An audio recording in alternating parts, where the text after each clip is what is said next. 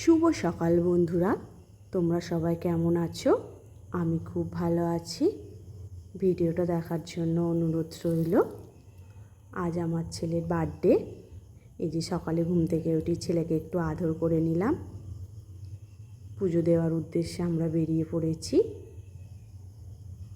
আগের ভিডিওটা তোমরা দেখেছো, সেইখানেই পুজো দেব। এই যে একটু ফলমূল মিষ্টি কিনে নিয়েছি।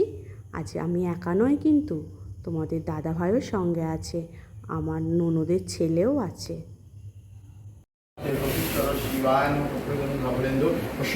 প্রথমে যেই মূর্তিটা দেখালাম ওটা বাবা গোপেশ্বরের মূর্তি।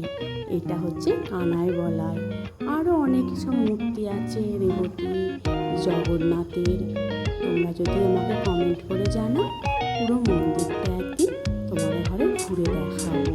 জান বন্ধুরা, তারপরে আমার কেকের অর্ডার দিতে যেতে হলো ছেলের জন্য।